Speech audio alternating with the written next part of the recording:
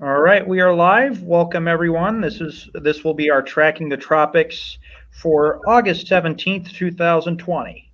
We're going to get our screen shared here in a moment, and I'm going to turn things over to Jonathan. We'll take a look at what we have going on in the tropics. Yep, let's take a look here. This is Atlantic. You can see two X's, right, on the monitor. There's one here, 30% chance of formation within 48 hours. So if these two storms develop, that'll be Laura and Marco, which would be the earliest L and M names we've had since 2005. And that'll break the records of 2005. This is Tropical Disturbance 1. This has a 20% chance of development. Now, the Pacific is a bit more busier than the Atlantic at the moment. And don't worry, because later on in the show, I'll show you some things because there's going to be a lot to talk about later on in the show. Here's Genevieve. She's Tropical Storm Genevieve. And let's see. Oh, Hurricane Genevieve for you. Her winds are at 75 miles an hour, which is equivalent to 65 knots. Her pressure is dropping at 992 for you. And then we have post-tropical cyclone Castillo, and his winds are only at 30 miles an hour or 25 knots.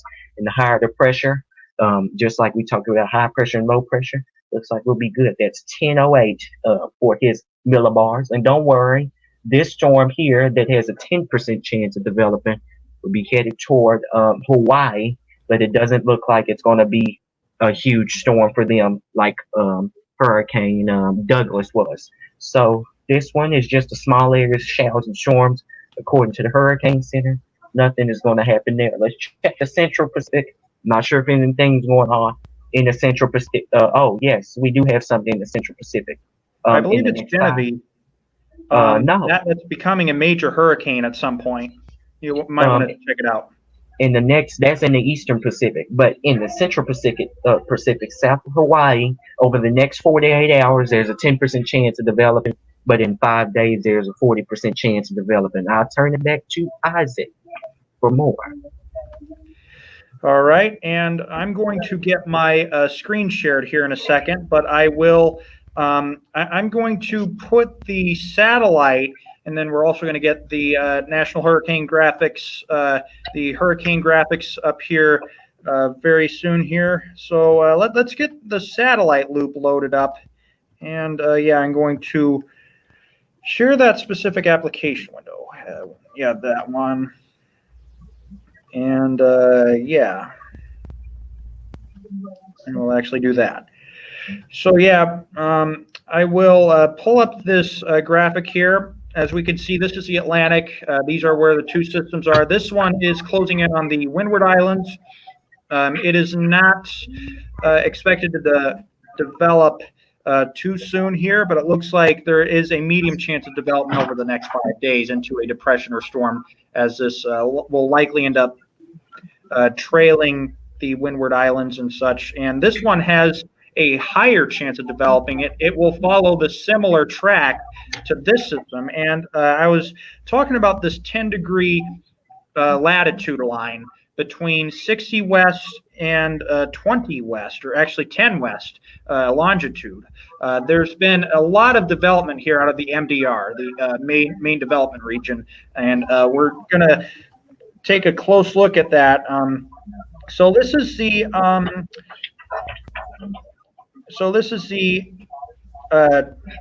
look at most of areas north of the equator between 40 west and 140 west. We can see that we have this, I'm going to pay attention to this system down here. This is a system that is slated to possibly develop within the next 5 days. We can see that all of this activity is kind of trailing this area, and if this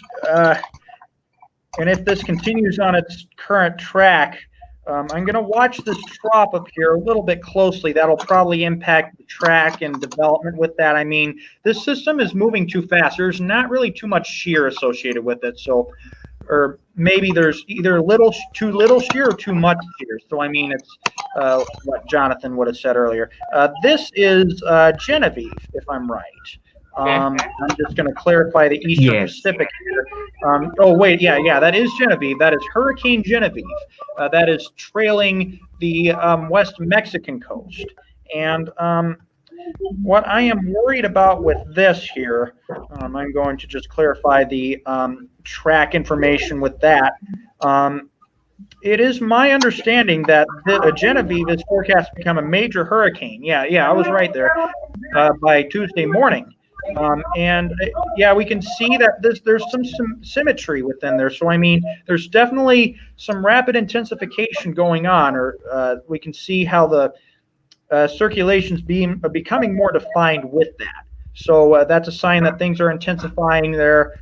And obviously, it looks like, just verifying what it looks like, this is going to be trailing Baja California areas west of there. And the hurricane force winds will likely extend how many miles from the center? I'm pretty sure. About 100. Yeah, about 100 miles. Yeah, that's what I thought. I mean, Is it going to be a 5 or 4? It doesn't really look like there are any. There are no warnings for tropical storm or hurricane headlines for Baja California directly, because the system will probably be weakening as it trails Baja California there. We'll have to just pay attention to how those things develop. And I'm going to focus a little bit more on the Atlantic here. And things will probably be bucking for a bit, but we're going to be watching that pretty closely. Isaac, let's talk about the Atlantic real quickly. In the Gulf of Mexico. What button do I press? You press the button. But in the Gulf of Mexico, there's going to be Hurricane Katrina's anniversaries next week. So this is what the deal is on some of these models. This is just one. GFS, NAM, the HR doesn't go out that far. So we'll just have to wait as we go because it's about a week away. But these computer models, I'm just going to run through it. That's just the normal weather. I'm going to jump to next week by Wednesday of next week because that's when we get the anniversary of Katrina. And there you go. There's something here. That's Wednesday. That's Tuesday, August 25th there in Gulf. And there's Wednesday. There's Tuesday afternoon, and then here's Wednesday, 18Z going into early Wednesday morning. This storm moves right through New Orleans and then pushes itself north. There it is there, this reflectivity you're seeing. And it may take, it's going to go into Arkansas later Wednesday afternoon, and then by Thursday, it's up there near the St. Louis area. So this is something that needs to be watched. That's just to simulate the reflectivity, but I'll show you the precipitation type to see what this is. This is what I was just looking at because the precipitation type has the isobars on it. So you can see the particular where the center or where the lowest pressure is. So just some scattered showers a day due to the cold front. But by we get to next week, that's when there's going to be two storms actually. I'm going to show you both. This is Monday, August 24th, and you can see it here. It's going to move itself up northward. And with the kind of water temperatures that we have down in the Gulf, it's going to be quite warm down there. Temperatures near 90 at some of our bayous. New Orleans needs to watch out for this sometime in between early or late Monday night into early Tuesday morning when it makes its landfall there near Mobile.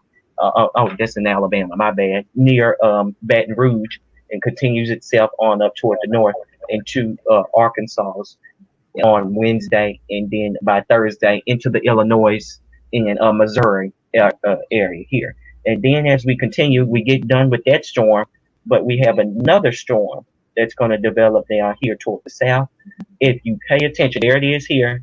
That's it. And here it comes as we go into late August, early September. There's September 1st. It'll be inland Texas near Del Rio and continue its trek toward the west. So if it develops in the Gulf, it'll have an Atlantic name. And if it moves through Mexico and tries to re-intensify near Baja, it'll get a Pacific name. And we've only had a handful of storms do that back to you, Isaac. Yeah, and I'm going to, once again, like you were talking a little bit about the models over the next couple of weeks. I'm going to see if we have any invest projections on there. So, Well, one thing I'm concerned about, if we get these hurricanes that the one John was saying it was moving towards St. Louis, the big rain thing, that could lead to some flooding if it sometimes it does that, right? yeah, sure. We'll have to keep a close eye on it. And obviously, this is a lot of this could be a week away. Again, it could be what these two systems become. Like there's a probability that within 5 days, obviously, a lot of these systems have the tendency to trail Cuba, the DR, the Windward Islands, Puerto Rico, all of these areas. And obviously, we'll have to watch the Gulf, and generally, we'll have to see what the conditions are further aloft across the mainland United States as well. That will likely affect track and such. And were you, what system were you referring to? 90C, 97W, or 99W? Those two storms back there toward the west, those are the ones in the Atlantic that's going to, or the models are picking up new development in the Gulf that could become a hurricane and move inland. It's a possibility. But that storm, the one that, let me pull it up over here. The storm, where is the NHC? The storm, the Invest 90, I'm not sure which Invest this one is, but this one here, Disturbance 1, which that may be 97 now.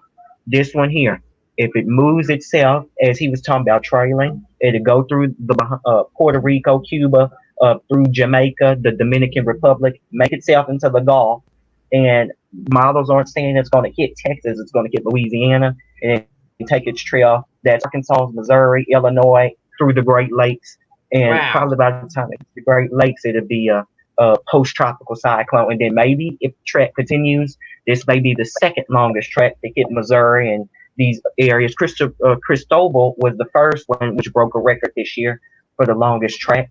And yeah, there's going to be tornadoes and stuff with this since it's coming in. But Yep. Harvey did that. Cristobal did that. And this will go into maybe make itself toward the GTA, which is Greater Toronto area. And then just the mountain will just fizzle it out.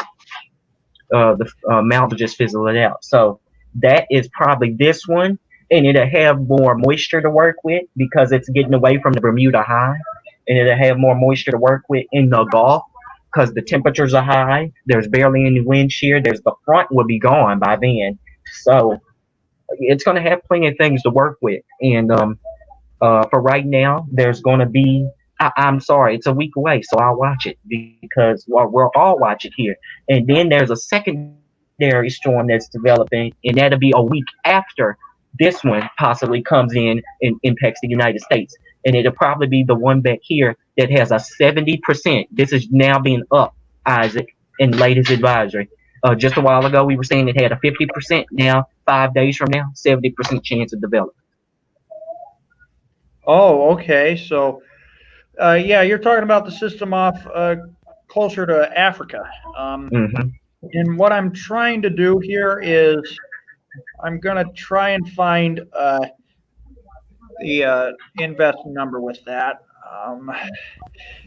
So yeah, we got Genevieve, or this is only showing me named storms on this one page I got, but what I'm going to do is look at the hurricane models. I'm gonna get that pulled up, maybe go full screen here, and let me, so you're talking, so 99W is probably the one closer to Africa. This is probably the system that we're watching closer to the Windward Islands. Yeah, that's probably what it is. But we're going to watch, like, obviously the model composite has this setting up a little bit differently. And obviously over the next 5 days, it's a little cluttered. I mean, I'm not seeing much on there, but I want to watch the GFS because this, because the HREF, that's only showing data where the lowest pressure is located. This model interpretation shows much more. And I believe 97. I'm still trying to learn the invest numbers. That looks like areas closer to the Windward Islands. And I believe with the GFS, I can actually go to north, just show you guys the areas closer to the Atlantic there. But yeah, we can see all the surface stuff going on. I'm going to put this in motion there the best I can. It will probably start buffering on me. Yeah. Yeah, this is the GFS interpretation, and it's only Bring one it down, Isaac. There you go.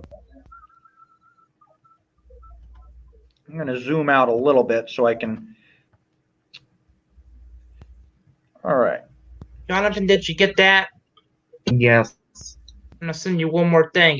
This is showing that could have hurricane winds too. It has tropical winds and hurricane winds with it. And there's Yeah, a thing with like, that Genevieve. We're talking about Genevieve. What he sent me. I just told you, JD just responded. Winds will extend. Me and Isaac just said it. At least that's an estimate. At least 100 miles from the center. At least 100 miles from the center. That's a lot of winds. The thing is that this will not directly hit any land. It'll stay off the Pacific coast of Baja California and off the Pacific coast of Mexico. So that's a good thing. And we're talking about the models, GFS picking up these two storms moving their way toward the U.S. And Isaac, this has also been up as well. The 20% disturbance, that's been up to 50 now, just within the last couple of minutes. so that's the 48 hours. And let's see. And again, I just said just a couple of minutes ago, the formation chance through the next 5 days for disturbance 2 back toward Africa has a 70% chance of developing. So just gonna be honest with you, both of these will probably be they are going to be record-breaking storms for you. So this one here will be Laura. This one will be Marco if they develop. I'm going to say if, because they could. There's still the Bermuda high sit here, and the way this one's tracking, it is moving east, and it may turn itself back like Josephine and Kyle did, and it hit that high pressure. Josephine was trying to go toward Bermuda, but it couldn't. It fell apart. And that high pressure is really saving a lot of these little bitty islands in between the U.S. and Africa. And we're going to watch these two storms. And you have the model up, Isaac, for disturbance 1. Yeah, so I'm going to today is I'm gonna go back to today here. Obviously, it is closest to 17th at 18 Zulu. Yeah, there we are. Disturbance 1 is right out in here somewhere, and I'm assuming disturbance 2 is right out in here. Again, I'm gonna kind of get this going a bit. We can see that both of these systems are tracking a bit differently. So, I mean, this system, disturbance 1, will likely be out into Central America here over the coming days here. And looks like that'll kind of evolve just off of the Yucatan. And if this track does verify, obviously, other model scenarios may interpret this differently. If we do get, we can see this kind of, I believe that is a ridge of high pressure building out around here, and then we have this something that is kind of helping, so low to high, it kind of helps us to have a clear path to track into some of these areas. And we have some other low pressure systems out and around this area as well. So, I mean, just depending on, how quickly this high pressure out in this area kind of dips into this area, or like obviously we have this trough out in this area. If this trough digs further down, I mean, that will likely affect the track of this disturbance. And now I'm going to say this, Isaac. Those two, that's disturbance 1 and disturbance 2 moving into the Gulf. We were just talking about this. That's in a few. That is, let me see, that's August 24th. And I'm going to say this. the anniversary of Hurricane Katrina hitting New Orleans. That's August 26th. So this is gonna bring fear to them. Okay. And the thing is the kind of year we're having so far with tropical activity. This is going. They might as well just fear the worst. Another Katrina could happen. The only thing that's going to be different is I'd one agree. of them will be Laura and one of them will be Marco. Hurricane Laura, Hurricane Marco, and they'll go Yeah, right. They'll come inland. Here is this is what could become Laura and Marco now. These are visible satellites, and I'm looking at this and 20%, 30%. There's not much cloud cover, or there's not much organization with the thunderstorms at the moment, right now. And in the warning, in the tech, and matter of fact, this here, that's a cold front. This here, that's a disturbance there. Sea breeze, that's a sea breeze in the Gulf of Texas. This is cold front. This is what's left of Kyle. That's what that is. This is what left. This is what is left of Josephine heading toward Bermuda, and all these are the two main storms here. This here off the coast of Africa is disturbance two. This here is disturbance one. They're going to keep their eyes on it at the National Hurricane Center, and they are going to watch it by Friday. Friday is going to be the Okay. day they get concerned about it. Okay. yeah, and I'm gonna get my screen back up here. And yeah, so I'm also paying attention to this. Obviously, this is the GFS we were talking about earlier. And yeah, we can see how disturbance one and two later on here they are in close proximity within each other. So I mean, obviously they both have higher chance of developing particularly this one according to GFS. I believe the surface pressure is lower with this, and I mean, this is projected. This is like just an estimate of what could happen. So keep that in mind. Don't just pay attention to one of these models. So I'm going to obviously I'll pull up another model, see how that interprets this differently soon as well. But I'm going to look at the 10. See if we can get some 10-meter wind estimates with this. Or yeah, marine instability. That's another thing we could definitely see looking at. We can so it'll help us determine how quickly this could develop. Obviously, it's pretty modest. I mean, it's here. I was trying to get a wind estimate out of this. Oh yeah, MSOP and 10-meter wind. This is definitely what we're going to want to pay attention to, because anything that is in this purple after this red, that indicates possible hurricane force winds. But obviously, some of these models could be overdone or they could be underdone. And we're going to compare this to other model runs as well. But again, just going off what this GFS is saying, looks like I am seeing a little bit of green in there. It would be hard to kind of see from your perspective. But again, this could be being a little bit underdone as well. So we do indicate on GFS this is likely to be a tropical system, probably named at this point, because with that green, that indicates at least tropical storm force conditions within that area. And that obviously, like any other, a lot of these other systems, it trails up the Ozarks and whatnot. I mean, the remnants. Yeah. So what year was Hurricane Katrina hit? What year was it? 2005. 2005. Okay, I didn't know that. And Okay. what Katrina, the thing is what's if we're a good thing we're doing the show, because what the GFS is showing, it's gonna hit in the same time Katrina hit in the same area. So that is gonna be something. I'm pulling up the GFS here again, and I'm gonna run through this again. Right now, focus on Louisiana. Just a little dry line off the coast, little sea breeze. That's usual for this time of the year, right? It's summer. You can get They're going dry to continue to get some lines. sea breeze. They're going to continue to get the dry line sea breeze showers as we go through Saturday the 22nd. Still quiet. Sunday, Mm-hmm. still quiet. Cold front approaches Mm-hmm. from New Mexico, gives a Then few that's what showers it in hits. Texas. And then here we are. Sunday's quiet, but there's Monday. You can see some of the outer brands of what could become Laura start to come their Mm-hmm. way, and Wednesday. Oh, it jumped ahead. We have You can see Monday. tornadoes I mean, Wednesday. there's Tuesday. There's Monday. It's off the coast, just a few miles south of New Orleans.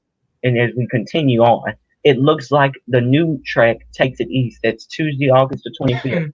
And the lowest pressure, or the center of circulation of what could become Laura, moves itself on up toward the north.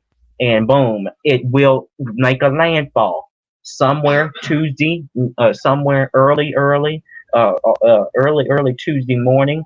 And then by Tuesday afternoon, it's further inland near Baton Rouge, and that's where the center of circulation will be. Eastern side gets the horrible impacts or gets the worst weather. East Texas will get impacted by this. Little Rock That's will be how on the Katrina northern side. was. Yeah, this is exactly how Katrina was, and this is a day. This is a day before Katrina.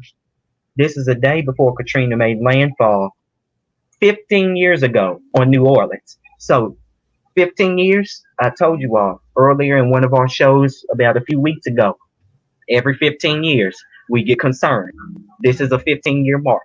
There it is. That's Baton Rouge. That's by Tuesday. And here we are, Wednesday, when it's the anniversary of Katrina. The center of what could become Laura is here around Shreveport, Louisiana, moving itself toward Little Rock. And there it is in Little Rock, Arkansas. That's Wednesday afternoon. So this will be a quick moving storm. And then by Thursday, it moves east towards St. Louis and Kansas City. And that's who will get impacted by Thursday. Kansas City and St. Louis get some impacts. But then you see this pops up. This is the secondary storm. This is the secondary storm that could become Marco. That is going to take itself toward Brownsville in the Rio Grande Valley of Texas. Something they don't need because they already had enough rain from Hannah. But this is going to move itself through Texas and then fall apart as it rides along the Rio Grande River Valley there. And El Paso could get some of this by next Saturday. But then, look here, that was Marco. But what could be the next name? What's after Marco? I forget. A, B, C, D. It's whatever the L name. No, LMO. It's whatever the O name is. So what is his name? Omar could develop. And here you are. It's coming toward Houston. And it's going to move further inland. That's going to be a problem. So that's three storms and less than. Well, here's another thing. Go ahead, JD. Okay. Another thing, what concerns me is I have a person that likes to do hurricanes, and he said he lives in North Carolina named George. He said October is going to be worse. It's a possibility because looking at this is three storms in less than 3 weeks, moving through some of the same areas, and that's going to be concerning. And this one here, this could become Omar. So I've done showed you Laura going to push herself through possibly through Louisiana, on up through Little Rock, on up through toward the Ozarks, toward you all's area, through Illinois, and y'all will get some of the during Harvey y'all got tornadoes.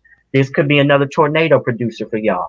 And then you had the second one. You had Jose. That's not his name. You had Marco move on through and through going toward Texas, develop near the Rio Grande, ride the Rio Grande. But that one looks like it's going to fall apart due to the river and the mountainous areas down there into Mexico.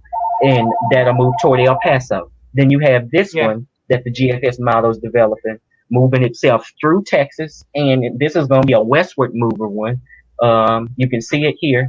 And this is going to be westward moving, and it's going to hug the Texas and Mexico coast here over by, and that's August 31st.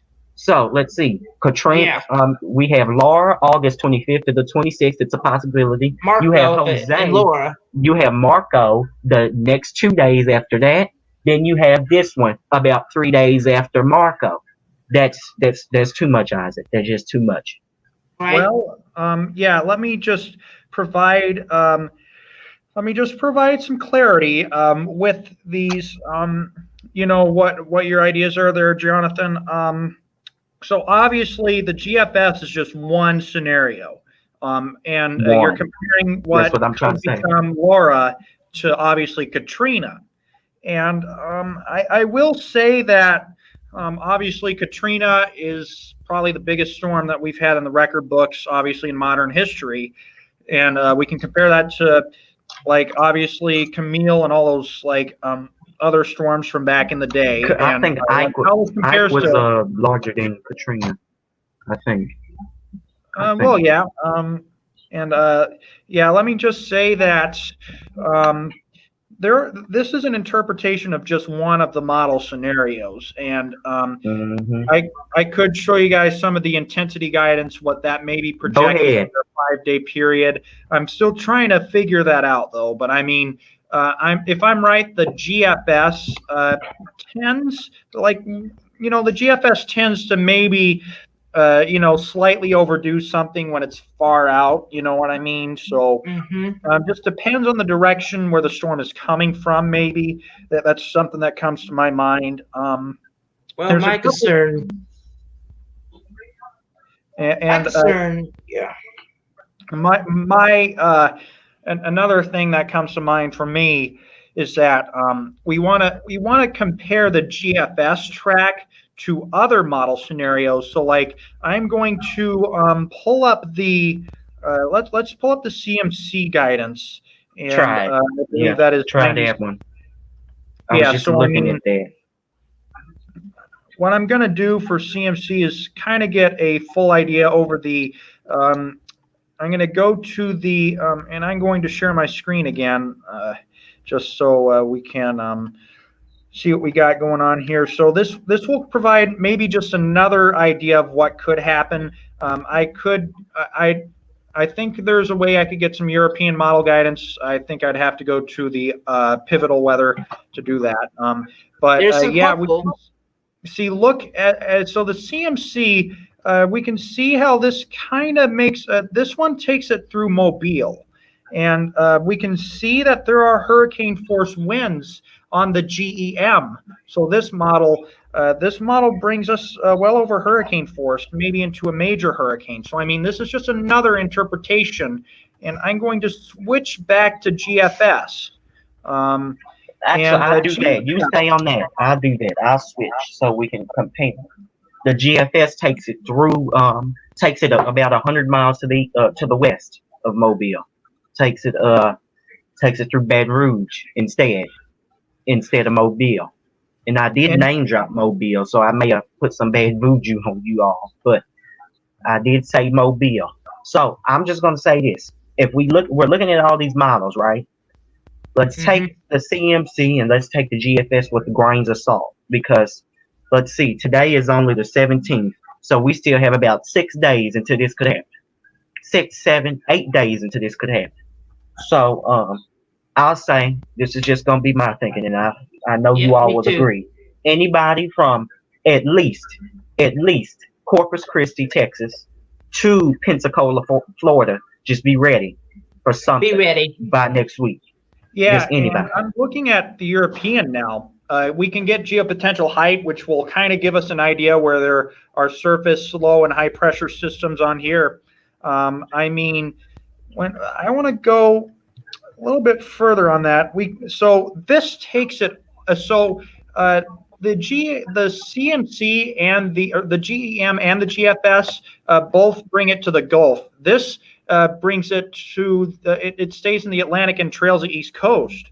So I mean, yeah, like we said, just take these models with a grain of salt, and it is likely that just anywhere within this area may see tropical activity over the next several days. And while it is not a concrete certainty that we may see something major develop, it is definitely ideal to maybe have an idea if you live closer to the coast, maybe start just reassuring that you have supplies you need stocked, and because again, we will see critical new developments over the week. Power outages, And especially. be sure to have these. We're still in a pandemic.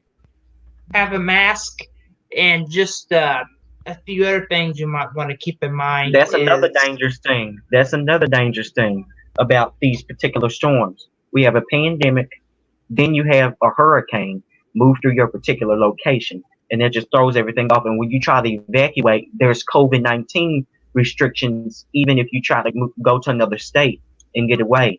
and evacuate. And then plus what the particular transportation authorities don't want is for long-standing traffic when people try to evacuate. So I will also provide some stuff I remember from Katrina, or like just my Katrina research over the past several years. Yeah, I know some people like I will just say again that here I'm going to go solo a bit. Some people like to take trains or buses and stuff like that. And I mean, while we don't know, we can't give you advice to like evacuate right away. That's not what we're trying to do. You're trying to repair you. Oh, okay. 1 second. We got a. Oh, I see it. It gave us a message. I seen it too. I don't know what that. It doesn't matter. We Yeah, I'm going to try and get rid of that mess. Oh, there we go. Yeah, I will say that, you know, a lot of people use, they utilize, oh yeah, we're getting some lag on here. So I will again address that, you know, when you're evacuating and stuff like that, and you know, there are restrictions in many of the states, but I mean, just that doesn't mean just traveling, like traveling on your own, and like when you're away from people and not in anyone else's car.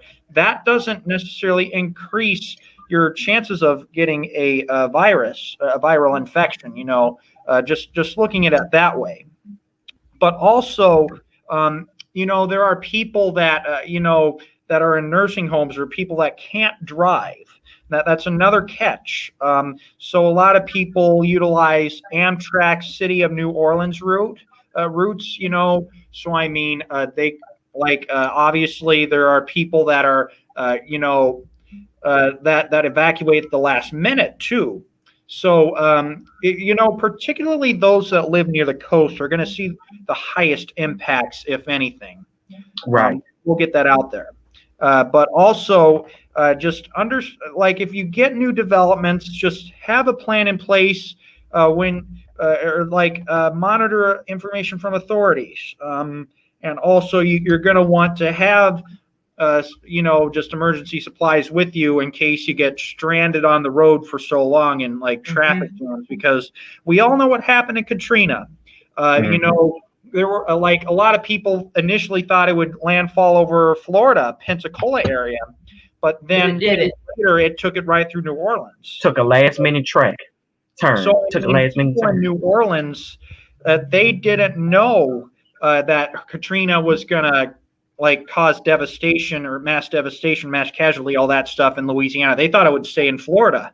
But again, there were not too many people were paying attention to media or like just mindful that it could change. You know, all that stuff was tracking further west, and we thought it would be it would make it to Category 4 and eventually Category 5 at landfall, but we got absolute certainty over the when you know, things were looking more dire for the Louisiana area. So I mean, with people like just now getting word that there was going to be more major impacts over Louisiana, then like a majority of people started evacuating at that time, and local roadways were very overwhelmed.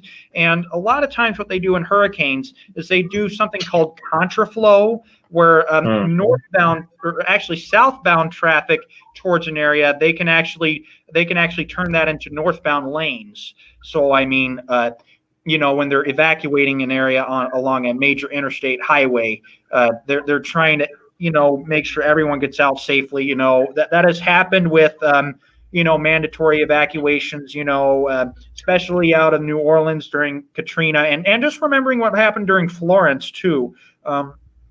You know, what happens generally, a lot of the the Carolina counties or areas in Florida, you know, closer to the coast, sometimes local authorities direct immediate evacuations in some of those coastal areas or areas, even, you know, inland counties. So like the counties have particular zones.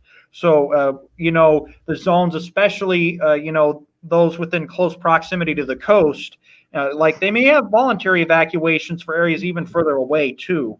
But the mandatory evacuations, that's where authorities are directing contraflow, and even like several miles out, if there is a major population center within that vicinity. So, like for example, if a major city like New Orleans was under an immediate evacuation order, they would enact contraflow on all the major interstates and all the major roadways like United States highways, state highways that are that go in and out of New Orleans. So they would try and obviously all the roads that are near the coast, they would close those roads and direct traffic out that way. But we are not for certain what is going to happen yet.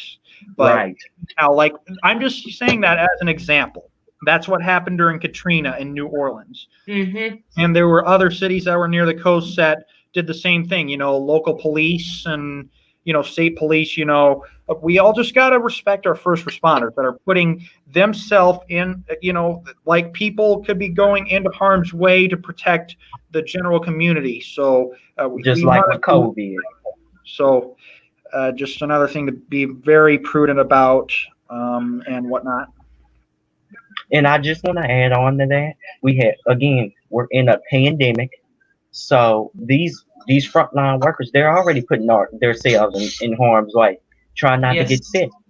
And then you have stuff like this, monster storms and storms that can cause death and destruction come to mix in with the sickness and the disease that we have now. So it makes it even worse. It makes it a lot worse Yep. on what could happen. Makes it And stressful. and yeah, a lot of you all get mental issues and stuff from kind of things like this, and it puts a lot of stress on you. And then a lot of you choose to wait last minute because you're like, That's what oh, it's not. irritates me. Because it's like, oh, it's not going to get us. It's going to go over. It's going to go to the east. It's You going to go do to the not know. west. Exactly.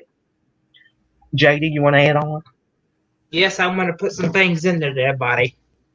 Well, what concerns me and what kind of irritates me is in the last couple of years when we've done hurricane coverage and from the Weather Channel, what they've all been saying is when the emergency manager, police officers, ambulance try to tell you, and even the governor try to tell you to leave.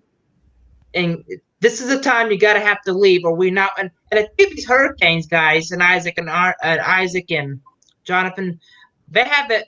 Some of these governors says we're not going to rescue you guys if you guys get caught out there in that. Is that correct? You've been seeing that? So this is why you got to pay attention to early warnings. It's not that the governor is or like the elected officials and stuff like that. Well, I know that the Louisiana governor is obviously very good at declaring, local states will declare, states of emergency. What that means is that they are certain that some kind of civil emergency will be underway as a result of something like a hurricane. Obviously, they have another state of emergency, or they've had one that is, like there are states of emergency due to COVID-19. We just, that there could be states of emergency that add on to that.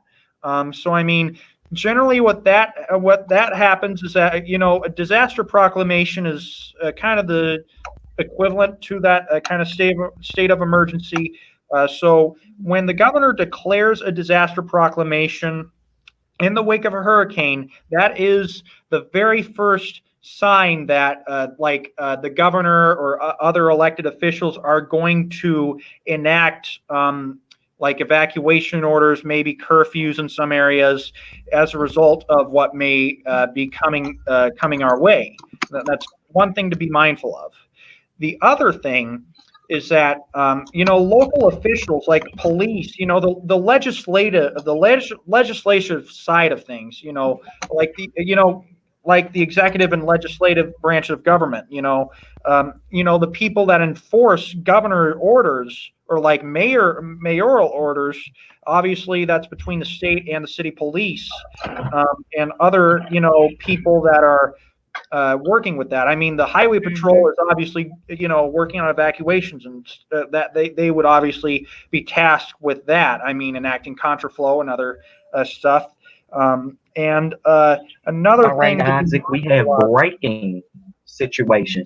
The two disturbances we were just talking about, they've been upped in chances to medium and high. The one that could become Marco has a higher chance, and the one that could become Laura has a medium chance.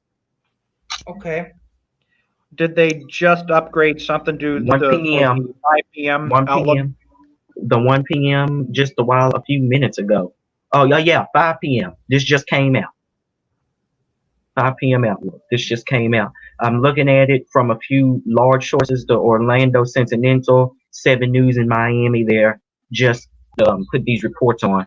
And the National Weather Service just 11 minutes ago in New Orleans posted it on Facebook, and you can see it via JD. And yeah, they've updated this.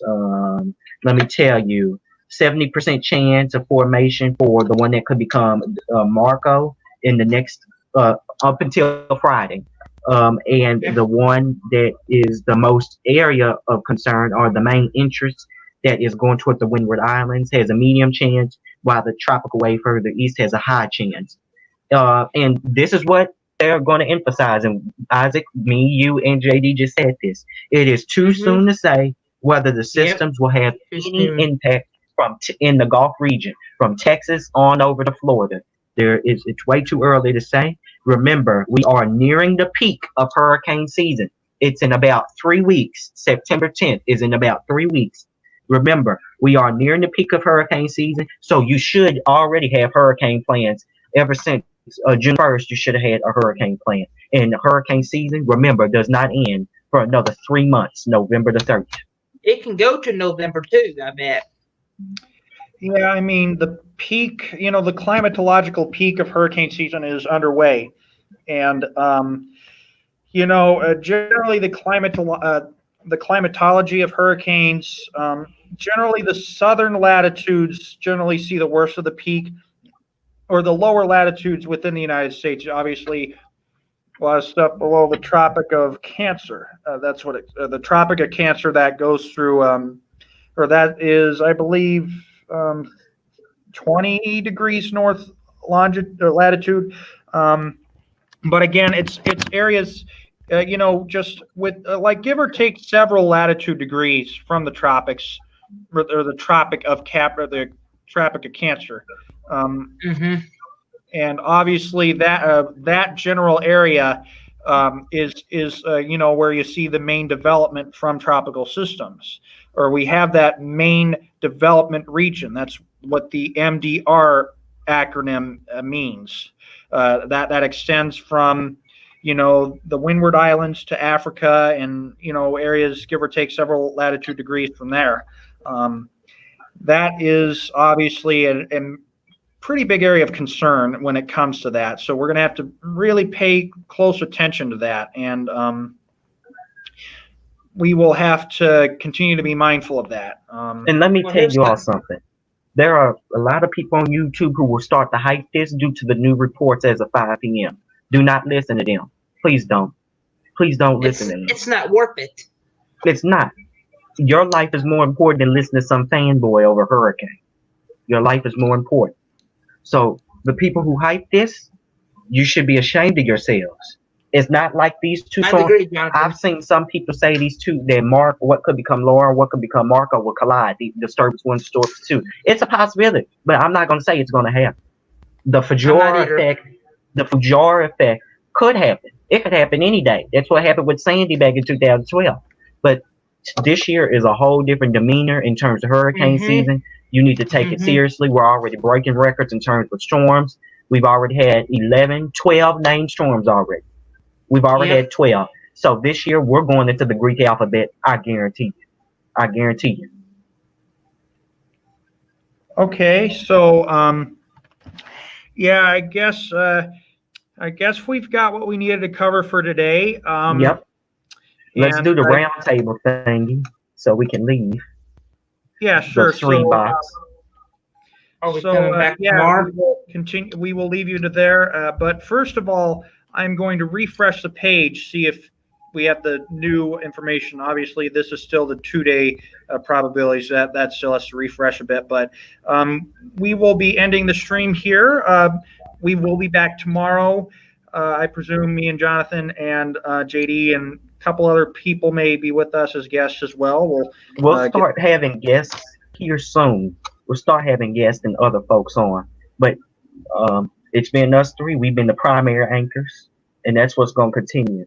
And yeah, we'll track these storms because by tomorrow there'll be some better updates on these. So every day we'll start back doing tracking the tropics. That's what we're gonna do the show as because the tropics are now starting to light up, starting to heat up again. We did have at least a quiet 2-week period of quietness, no tropical weather to worry about. But we got Genevieve, the Pacific's busy, and the Atlantic is about to get busy. We'll be back tomorrow, everyone.